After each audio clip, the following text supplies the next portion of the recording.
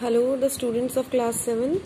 Good morning, everyone. Welcome to our YouTube channel. This is the new way of technology, how to teach you. So, this is your GK book, The Knowledge Mine. Fine. So, अभी तक हमने इसका first chapter ही complete करा था, तो आगे अब हम इसमें और करते हैं। हमारा फर्स्ट चैप्टर है गवर्निंग सिस्टम। तो ये सिस्टम अलग अलग कंट्रीज में अलग अलग फॉलो करते हैं।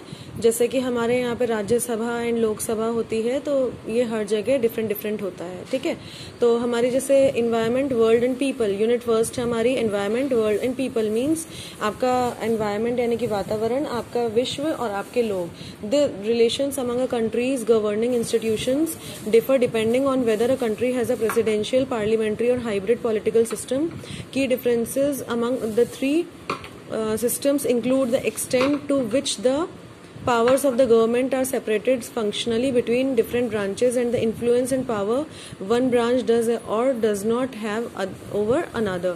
तो relations जो होते हैं countries के, ये पूरा ये जो लोगों के और ये जो पूरा माहौल है इस दुनिया के अंदर, ये सब एक दूसरे से जुड़े हुए हैं। ऐसा नहीं है कि ये अलग अलग है, लेकिन जो पार्लियामेंट्री होती है वो सबकी अलग अलग होती है, सबका पॉलिटिकल सिस्टम अलग अलग होता है, सबके रूल्स एंड रेगुलेशंस अलग अलग होते हैं। ठीक है, गवर्नमेंट अलग होगी तो जाहिर सी बात है सारे जो रूल्स हो गए, सारे रेगुलेशंस हो गई, सारी जो ब्रांचेस हैं, आपकी जो पावर वगैरह है वो सभी अनादर मतलब अलग अलग होती हैं।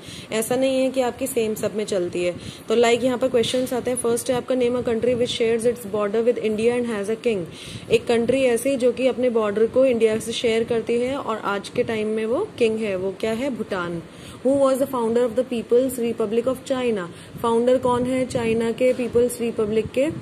माओ जेडोंग। ओके, नेक्स्ट है आपका, who is the present supreme leader of the theocratic government in Iran.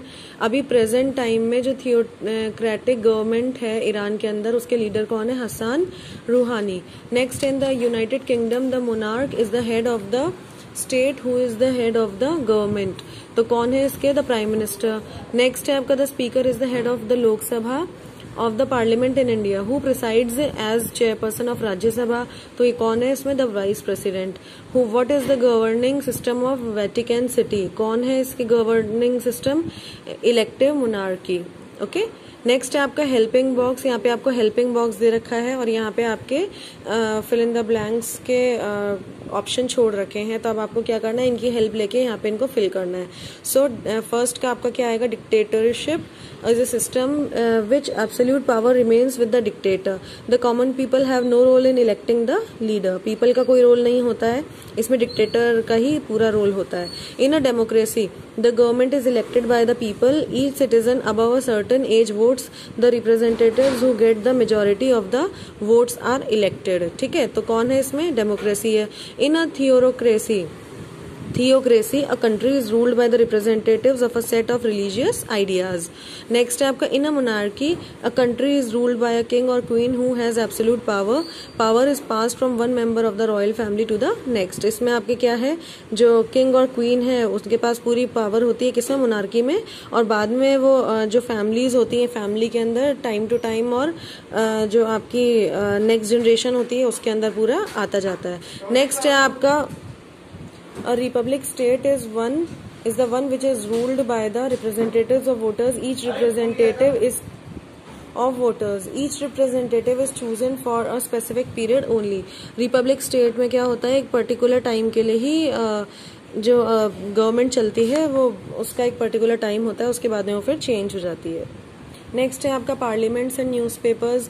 तो न्यूज़पेपर्स जैसे कि हमारे इंडिया के अंदर ही हम देख लें, बहुत सारे तरह के न्यूज़पेपर्स होते हैं। Times of India, Hindustan times, आपके दैनिक भास्कर, राजस्थान पत्रिका, नवभारत टाइम्स, गुलाब केसरी और बहुत सारे हैं ऐसे, है ना। तो यहाँ पे फर्स्ट हम देख रहे हैं, यहाँ पे पार्लियामेंट की बात हो रही है। इंडिया में जो पार्लियामेंट चलती है वो है लोकसभा एंड राज्यसभा।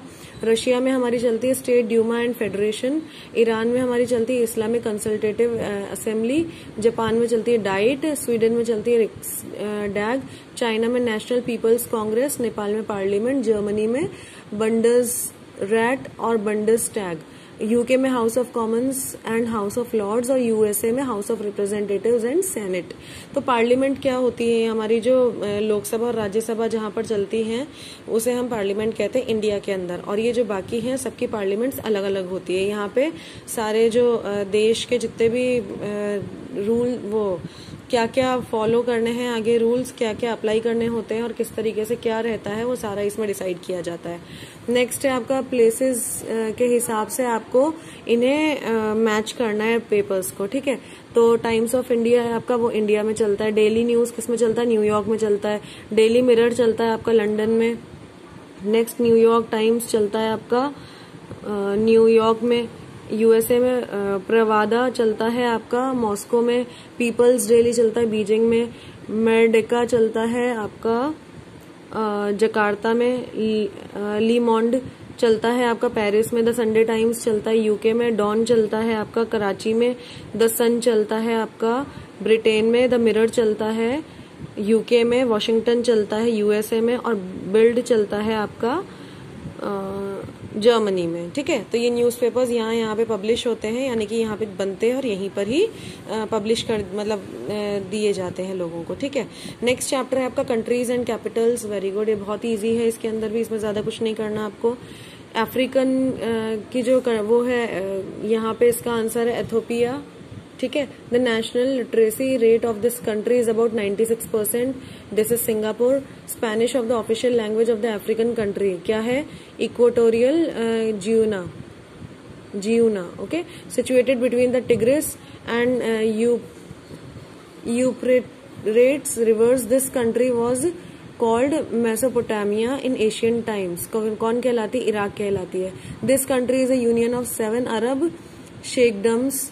कौन है ये, United Arab Emirates. This country has about 12% of the world mineral resources. कौन सी है ये, चाइना है। The middle eastern country is a constitutional monarchy, that is your कतार, ठीक है। The next British council in Manama is the main cultural institution of this country, that is your Bahrain. Filipinos are ethnically diverse people of this country, that is called your Philippines, ठीक है।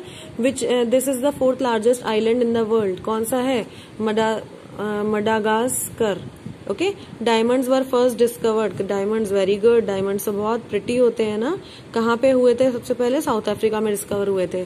फिर है आपका this is the second largest country in Africa, Algeria होती है। This is one of the least densely populated countries in Africa, that is your Mali, okay. Next chapter, okay, अभी तो बाकी है यहाँ पर। 14th क्वेश्चन है आपका, the official language of this country is Dzongkha, okay. क्या है, भूटान। लैंग्वेज जो है ना इसकी, वो भूटान की है ये। Osh, one of Central Asia's largest silk market is situated in this country. Silk market आपका कहाँ पर है, कायरिगिस्तान में, ओके। नेक्स्ट है आपका, this Asia country was known as Burma until 1989। क्या था, म्यांमार, ठीक है। फिर नेक्स्ट अब आपके यहाँ पे 1 से लेके 13 तक के हैं। अब इन्हें आप अपने उसमें गूगल से आप फाइंड आउट करेंगे, खुद एक बार कोशिश कीजिए फाइंड आउट करने की। मैंने आंसर्स वैसे सब पे लगा दिए हैं ताकि आप लोगों को क्या है इसमें प्रॉब्लम नहीं आएगी। खुद आप सर्च करेंगे तो आपको और अच्छे से इसे याद करने का मौका मिलेगा। फिर भी एक बार मैं इसे रीड कर देती हूँ। The capital of Philippines, the capital of Portugal, the capital of Zambia, the capital of Kenya, the capital of Hungary, the capital of Iraq, capital of Lebanon, capital of Mauritius, capital of Spain, Uganda, capital of this country Tehran, Dakar is the capital city of this African country, Muscat is the capital city of this country। तो ये चीज तो आप Google से search करेंगे तो ज्यादा अच्छे से आपको याद होगी, ओके। तो इसे आप करिएगा।